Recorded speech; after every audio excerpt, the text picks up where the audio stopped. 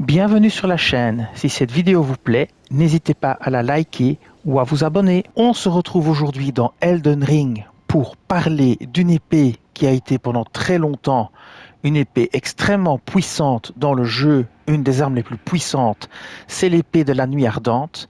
Mais cette épée a été nerfée, donc elle était trop puissante. Les développeurs, via un patch, un ancien patch déjà, peut-être un 0.3, un 0.4, je ne sais plus exactement, mais dans un ancien patch, elles ont diminué sa puissance, ce qui fait que c'est devenu une épée beaucoup moins intéressante. Mais elle peut quand même encore être jouée et je vais vous montrer ça. On est sur le patch 1.08.1 et je vais vous montrer ce que peut faire cette épée, comment vous pouvez l'optimiser et quel est l'avantage et le désavantage de cette épée. Alors le problème de cette épée, c'est qu'elle a un peu le cul entre deux chaises parce qu'elle fait des dégâts de magie et de feu. Et donc pour optimiser ces deux types de dégâts, ça pose un certain nombre de problèmes et je vais vous montrer lesquels. Alors je vais commencer par vous montrer les attaques de cette épée. Pour utiliser les attaques de cette épée, donc je vais vous montrer l'épée comme ceci. Donc, compétence unique, posture Nocteflamme. Vous saisissez votre épée et vous vous préparez à lancer une sorcellerie, exécuter une attaque normale pour projeter une comète nocturne ou une attaque puissante pour envoyer des flammes dans un arc de cercle. Donc, qu'est-ce que ça veut dire? Vous allez garder votre touche compétence enfoncée et pendant que vous gardez cette touche enfoncée, vous allez appuyer sur attaque normale pour lancer une comète nocturne ou sur attaque puissante, je crois, c'est puissante, je pense, pour lancer les flammes dans un arc de cercle. Je vous montre. Donc, vous gardez votre touche enfoncée, attaque légère, vous avez la comète, c'est de la magie, et vous faites l'attaque puissante, et là, vous êtes en feu. Voilà, en dégâts feu. Alors, je vais vous montrer comment optimiser vos dégâts. D'abord, c'est plutôt pour un build intelligence et foi. Je vais vous montrer pourquoi. Quand vous prenez l'épée de la nuit ardente en plus 10, vous voyez que ses bonus d'attributs sont force D, dextérité D, mais surtout intelligence B et foi B. Donc si vous avez beaucoup d'intelligence et beaucoup de foi, cette épée sera efficace. D'ailleurs, vous pouvez le voir ici. Moi, j'ai 70 d'intelligence et 62 foi, donc c'est une bonne épée pour moi. En plus, vous pouvez la coupler avec, par exemple, les incantations. Ici, vous mettez, par exemple, le sceau de l'ordre d'or. Parce que le sceau de l'ordre d'or est lui aussi un sceau qui profite de ces deux caractéristiques, intelligence A, foi A. C'est un sceau qui va très bien avec cette épée pour lancer des incantations.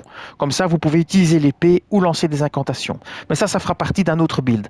Maintenant, je vais vous montrer le problème principal qu'il y a quand vous voulez optimiser ce build. Bon, vous êtes sur des dégâts magiques et des dégâts de feu. Alors, vous avez trois possibilités. Soit vous voulez amplifier et les dégâts magiques et les dégâts de feu, et vous mettez les deux scorpions, les talismans de scorpion, soit vous voulez optimiser qu'un des deux. Et alors je vais vous montrer quel est le problème. On va commencer déjà par équiper la chose que vous devez absolument équiper, c'est le fragment d'Alexander, parce que ça va augmenter grandement la puissance d'attaque des compétences. Donc ça, il faut le mettre. C'est obligatoire, vous ne pouvez pas vous en passer, sauf si vous ne l'avez pas encore trouvé, bien évidemment. Après ça, vous vous dites... je vais équiper le talisman de magie et de feu. Ça, c'est un gros désavantage. Je vais vous montrer. On va afficher la vue détaillée et on va passer sur les réductions de dégâts. Vous voyez qu'actuellement, j'ai réduction des dégâts physiques 35, contendant 29, tranchant 35, perçant 33, magie 25, feu 32, foudre 24 parce que 25 et sacré 27. On va mettre un scorpion. On va mettre sur une magie. Eh bien, vous allez voir qu'on va directement baisser parce que ça augmente fortement les dégâts qu'on va recevoir. On va mettre maintenant en plus celui de feu. Et vous voyez que ça réduit encore plus. Donc maintenant, nous sommes en réduction des dégâts physiques à 22, puis 14, puis 22, puis 19, 25, 32, 24, 27. Si vous enlevez ces deux-ci, vous êtes à 35, 29, 35, 33. Hein. Donc la réduction... les dégâts que vous allez subir sont bien plus hauts. Donc ça, c'est un gros problème. Mais vous pouvez compenser ce problème en plaçant dans la dernière position ici le pavois draconique qui va vous remettre à 37. Vous voyez ? Vous allez retourner à 37, 31, 37, 35. Ça compensera ici vos deux talismans. Regardez, je l'enlève. Bim, on tombe à 22. Hein. 22, 14, 22, je le remets, on repasse à 37. 22, 37, 31, vous voyez. Mais ça n'agira évidemment que sur les dégâts physiques, contendant, tranchant, perçant.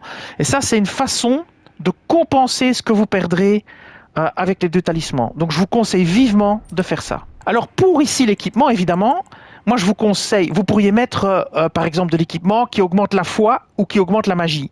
Mais en généralement, ce type d'équipement, c'est plutôt de l'équipement léger, c'est pas des grosses armures de mailles et compagnie. Et donc vous allez encore perdre en résistance de dégâts. Donc si vous équipez ces 2-ci, moi je vous conseille pas d'aller mettre des trucs en toile, des trucs avec une armure très légère, parce que quand vous allez prendre des coups, vous allez prendre très cher. Sauf si vous êtes un très très bon joueur et que vous pouvez éviter tous les coups, faire des roulades et que vous parez tout, là il n'y a pas de problème, faites-le. Mais si vous équipez ces 2 talismans-là qui augmentent énormément les dégâts que vous subissez, ici vous devez mettre une armure qui tient la route, quoi. Sinon ça va être beaucoup trop compliqué. Et au niveau de la fiole de salut miraculeux, encore une fois, selon le fait que vous voulez amplifier l'un ou l'autre ou tout, ben moi j'ai mis l'alarme fissurée voilée de flamme qui renforce temporairement les attaques de feu, et l'alarme fissurée voilée de magie qui renforce temporairement les attaques magiques. Voilà. Parce que moi je vais utiliser les 2 ici, donc j'ai mis les 2, parce que dans ce mini build où je veux amplifier et le feu et la magie, bien je vais aussi le faire dans ma fiole miraculeuse. Alors vous avez encore une solution aussi pour vous renforcer, donc ici vous voyez vos dégâts pour l'instant. Vous pouvez aussi mettre le serment doré, comme vous avez la possibilité de lancer des incantations, pour compenser les dégâts que vous subirez, vous avez des possibilités de renforcement et de buff. Je vais vous montrer. Vous lancez le serment doré qui augmentera votre attaque et votre défense ainsi que celle de vos alliés. Vous pouvez vous protéger contre la foudre, contre les dégâts non physiques, contre les dégâts sacrés, contre les dégâts magiques. Vous pouvez vous accorder une bénédiction de plus et vous pouvez vous protéger contre les dégâts physiques. Alors je vais vous montrer l'écran avec les dégâts. Vous voyez qu'on est en physique à 37.6, donc 65, 37, 65. On va le lancer.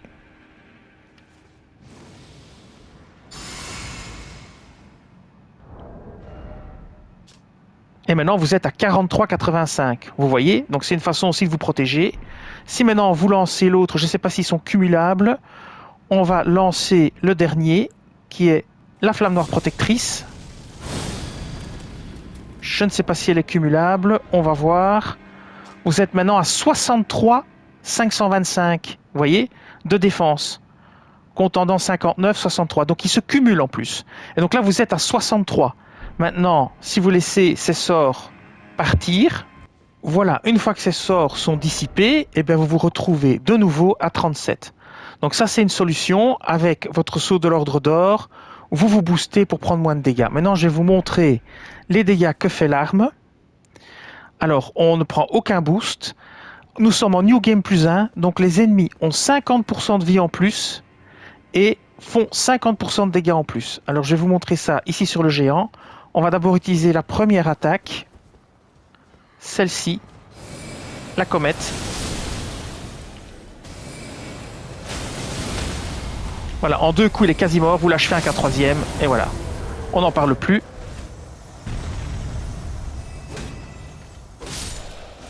Voilà. Maintenant je vais vous montrer les flammes. On passe sur les flammes. Donc c'est l'attaque lourde. Je vais m'approcher en catimini, je vais lancer les flammes.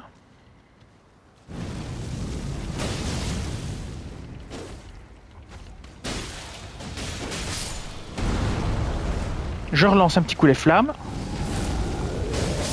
Voilà, en 2 coups il est mort, quasiment. Maintenant je vais vous montrer la même chose mais en utilisant la fiole. Donc, maintenant on va utiliser la fiole de salut miraculeux avec les 2 larmes dedans pour vous montrer. Et on va faire le test. Donc je vais l'activer. Voilà. Je vais m'approcher et on va lancer la comète. 4962 dégâts. Et voilà. Et en 2 coups, il est mort. Ça, c'est si vous utilisez la fiole. Voilà. Maintenant, on va faire la même chose pour le feu. On va utiliser la fiole.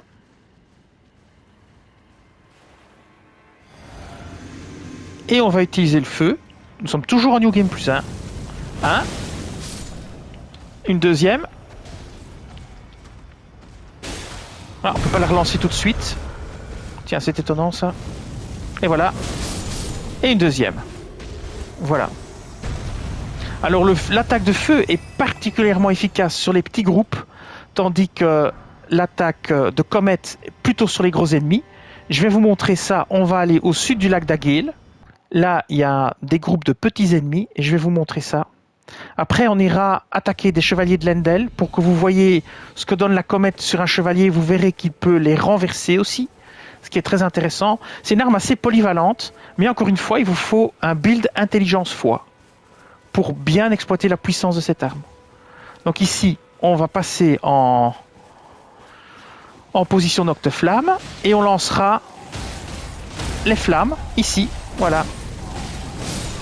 Voilà, vous voyez un peu ce que ça fait. Voilà, vous voyez, pareil ici. Ça touche pas très très loin, mais ça touche quand même loin. Voilà, on va les finir gentiment. Et maintenant, je vais vous montrer ça, mais sur un chevalier de Lendel. Donc c'est parti. On va à la cabane de l'artiste. Alors on va commencer par l'attaquer avec la comète Nocteflamme, parce qu'on peut... la comète nocturne, je pense. Donc c'est l'attaque légère. Et vous allez voir, il faut être quand même assez près, hein. Ça touche pas de si loin que ça, mais ça fait un rayon assez dévastateur. Surtout s'il est pris par derrière. Donc je vais vous montrer ça tout de suite.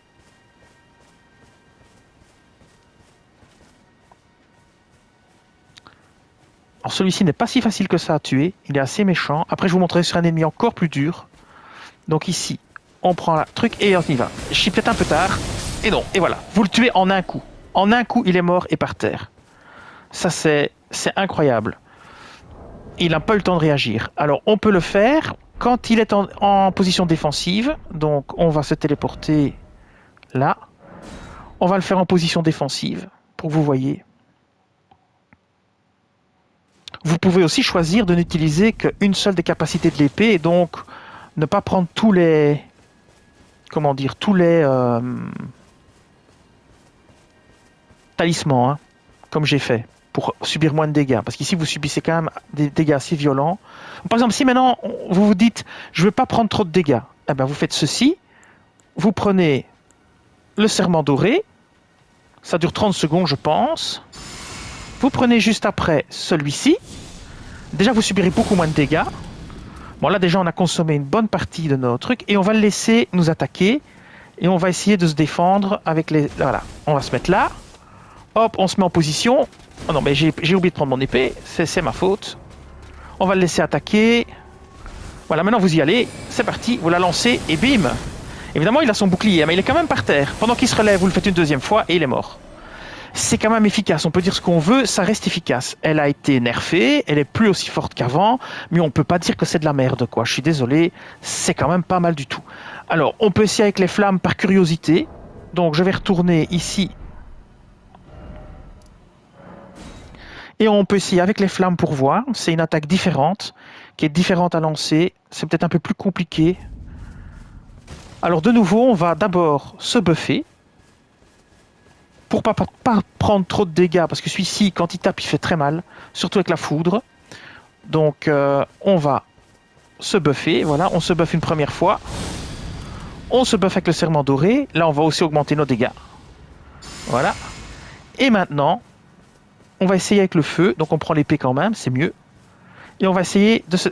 On prend le bouclier pour se défendre, hein, de toute façon. Et on va essayer d'utiliser... Voilà, ici. C'est le moment... Les flammes, voilà. Vous voyez, il a pris quand même déjà assez cher. Je fais une deuxième fois, il est mort. Donc voilà, il n'y a pas grand chose d'autre à dire, hein. C'est quand même très efficace, quoi. Alors maintenant, on va aller sur un ennemi encore plus dur. On va aller dans une zone de fin de jeu. D'ailleurs, il faudrait que je la rajoute en favori. C'est à Ordina, la cité. Il y a un gros duelliste avec des haches qui est assez méchant.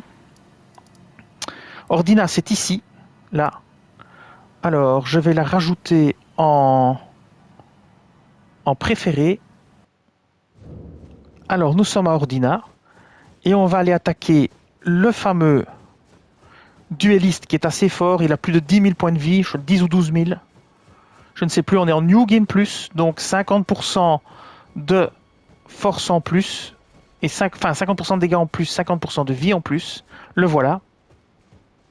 Alors lui, il peut vous mettre très cher, donc on va d'abord se buffer. On prend la protection des dégâts physiques, surtout avec lui. Voilà, vous vous protégez. Et c'est parti, on y va. On va le viser, on se rapproche quand même suffisamment. Et c'est parti pour la comète. Voilà, vous avez vu les dégâts qu'il a pris une deuxième fois. Et ça l'envoie par terre, hein, ce qui est très pratique. Hop, et ça le fait tomber et il est même mort. Hein. On n'en parle même plus. Voilà. Ça, c'était pour vous montrer. Alors si vous utilisez la fiole, c'est encore pire.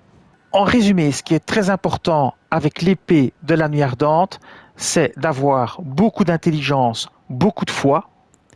Si vous équipez les 2 talismans qui réduisent votre résistance aux dégâts, trouvez une stratégie pour la réaugmenter. Parce que par exemple, je vous montre encore une fois, ici, si vous enlevez ceci, vous êtes à 22 de réduction de dégâts physiques. Là, vous êtes à 37. Donc, le talisman de pavois draconique est une bonne option. Sinon, il reste le serment doré qui, lui aussi, va booster votre défense. Et il reste aussi l'autre sort qui est Flamme Noire Protectrice qui augmentera, elle aussi, votre résistance aux dégâts physiques. Et ça permettra de compenser l'utilisation de ces 2 talismans. Mais on peut dire ce qu'on veut, l'épée de la nuit ardente est encore une épée efficace actuellement en 1.08.1, même si elle a été nerfée par le passé et qu'avant elle était bien plus puissante. Mais encore une fois, il faut beaucoup d'intelligence, beaucoup de foi, et vous pouvez encore la doper aussi avec votre fiole de salut miraculeux. À vous de voir ce que vous voulez faire. Utilisez qu'une des 2 attaques et n'amplifiez qu'un des 2, ou amplifiez les 2. Mais ce build est de toute façon utilisable en New Game Plus ou en jeu normal. Tous les éléments sont trouvables en jeu en une seule partie. Et donc quand vous avez quasiment fini le jeu, vous aurez tout. Le plus difficile à obtenir, c'est le fragment d'Alexander qui s'obtient à la fin du jeu avant d'affronter les boss finaux. Mais ceux-ci peuvent s'obtenir bien avant. Celui-ci aussi plutôt dans le 2e tiers, mais vous pouvez obtenir un build assez efficace. Je vous conseille le saut de l'ordre d'or si vous avez l'intelligence et la foi, et de mettre quelques incantations pour vous aider, et vous allez avoir un build du feu de Dieu. Voilà, je vous dis merci, et à bientôt pour d'autres vidéos sur Elden Ring.